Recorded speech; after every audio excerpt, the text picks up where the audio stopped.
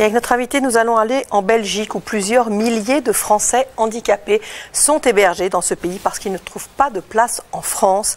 Et c'est ce que dénonce Jeanne Aubert dans son livre « Les exilés mentaux, un scandale français » publié aux éditions Bayard. Jeanne Aubert, bonjour. Bonjour. Vous êtes médecin à Paris. L'un de vos enfants, Julie, qui a 23 ans, est polyhandicapée. Vous aviez déjà décrit sa vie quotidienne dans votre précédent livre « Bonjour jeune beauté », qui est un livre extrêmement touchant. Et aujourd'hui, donc, vous dénoncez ce que vous appelez un scandale français. Qu'est-ce qui s'est passé depuis ce livre ?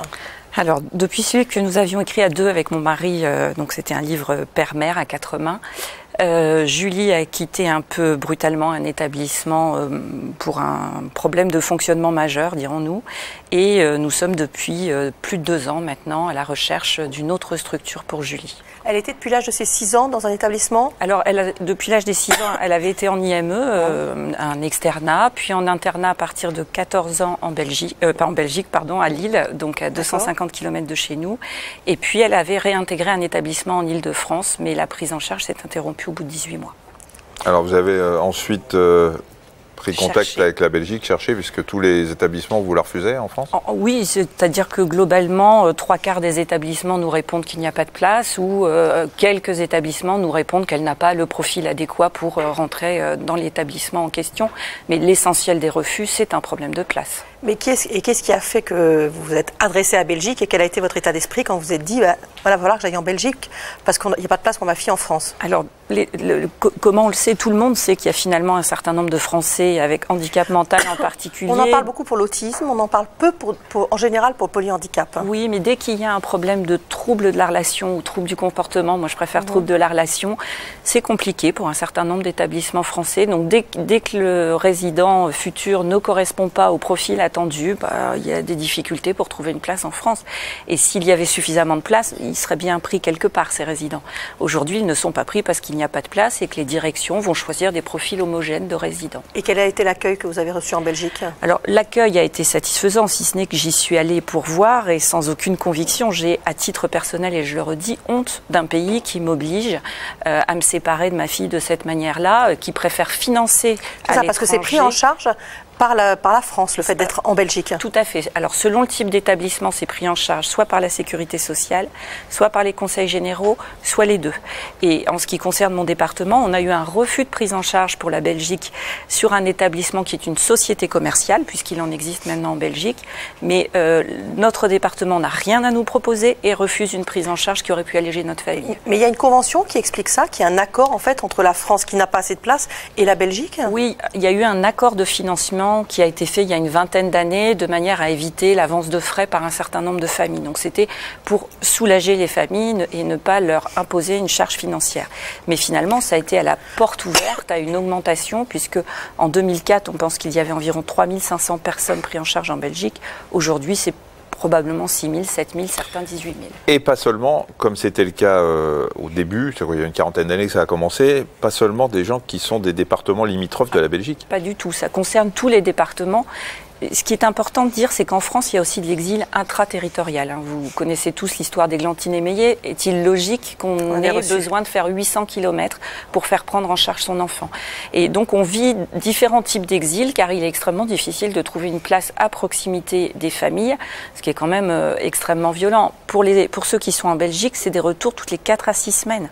Ce qui veut dire que si vous voulez garder un certain lien avec votre enfant, qui sont quand même des personnes fragiles, vous allez faire des allers-retours si vous en avez les moyens. Si vous n'en avez pas les moyens, il y a une rupture des liens familiaux, c'est évident. Et puis il y a vous, mais Julie, elle a des frères et sœurs aussi. Julie, elle a des frères et sœurs aussi. C'est important aussi, ce lien existe. Ce lien est important, mais il est clair que si on passe notre temps à faire des allers-retours pour aller en Belgique, on s'occupera aussi moins des frères et sœurs qui sont déjà bien bousculés par le handicap aussi lourd dans une famille. Est-ce que le fait qu'il y ait cette convention et cette possibilité d'aller en Belgique, que ça soit financé par la France, donc en gros elle tire son épingle du jeu comme ça, est-ce qu'à votre avis ça fait que la France ne cherche pas d'autres solutions et ne construit pas de lieux ? Il y a un problème majeur en France, c'est qu'on arrive à compter beaucoup de choses, les brosses à dents, les plaques de chocolat, tout ce qu'on veut, mais on n'arrive pas à compter les personnes avec un handicap mental dites sans solution ou leurs besoins, par exemple. Il n'y a aucun logiciel qui aujourd'hui permette de décrire cette population. Et il y a une espèce de déni administratif absolument majeur, qui est d'ailleurs assez contradictoire. j'ai amené ce rapport puisque Madame Neuville disait qu'il n'y avait pas de problème de sans solution. L'Agence régionale de santé dit qu'il n'y a pas de sans solution. Et pourtant, en 2012, ce rapport qui parle bien des enfants en Île-de-France sans solution, qui sont probablement entre 600 et 1000, parce que là encore, on est incapable de les compter clairement. Donc, un rapport de l'ARS, de l'Agence régionale de santé. Donc oui, un rapport de l'ARS, ouais. Et quand vous regardez certaines réponses dans certains journaux, il n'y a pas de sans solution. Est-ce qu'il y a, vous parliez tout à l'heure de sociétés commerciales, c'est comme pour les maisons de retraite, il y a des maisons publiques et les EHPAD, et puis il y a des maisons qui sont privées. Est-ce que c'est un vrai business, l'hébergement des handicapés, aussi bien en France qu'en Belgique? Alors en France, ça ne peut pas être un business puisque les établissements sont créés à partir d'appels à projets qui sont lancés dans les ARS. La difficulté, c'est que les ARS ne connaissent pas les besoins. J'ai pas envie de me focaliser sur la Belgique parce que le problème, et c'est le sous-titre, c'est un scandale français.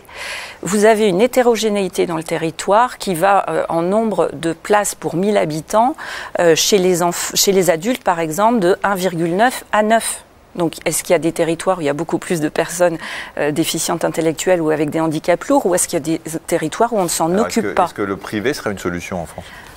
Ça, je ne crois pas, parce qu'il y a une volonté d'égalité sur cette question-là, de manière à ce que ce ne soit pas les familles qui aient des frais extrêmement lourds à leur charge sur des personnes qui n'ont... Bien sûr, mais puisqu'on n'y arrive pas sur le plan public, est-ce que finalement, pour aider, peut-être pour désengorger certaines places, que c'est les familles un peu aisées puissent placer Non, je crois que c'est pas, la question n'est pas là. La question est aujourd'hui de définir les besoins pour ces personnes-là. Je tiens à rappeler que l'Europe a condamné, le Conseil des droits sociaux de l'Europe a condamné la Belgique pour son insuffisance de place pour les enfants adultes belges. Donc il faut savoir qu'il y a une insuffisance de place pour les enfants et adultes belges, et que dans la décision du Conseil de l'Europe, il était dit qu'aucun argument financier ne pouvait être mis en avant par aucun État sur ce sujet-là. Donc on doit se donner les moyens, mais pour se donner le moyen, il faut savoir ce dont on a besoin. Pourquoi on ne fait pas des petites structures réparties un petit peu partout sur le territoire qui peuvent se faire plus vite et qui quand même posent moins de problèmes? Alors les petites structures, c'est sûrement un projet intéressant, des appartements thérapeutiques. Je cite une maman qui a fait une petite structure à 5 enfants et qui est aujourd'hui considérée comme illégale, bien qu'elle ait été reçue à multiples reprises au ministère. C'est sûrement une bonne idée. On a des normes françaises qui sont excessives peut-être et qui font qu'effectivement il faut 5 ans pour ouvrir un établissement. Il faut 6 mois en Belgique, c'est ça? Il faut 6 mois en Belgique. C'est un vrai souci. Donc c'est un vrai souci, mais on ne sait pas ce dont on a besoin. Voilà, à lire absolument par nos gouvernants, Jeanne Aubert, pardon, les ex-élémentaux, un scandale français chez Bayard, c'est extrêmement instructif et inadmissible. Merci beaucoup. Merci à vous.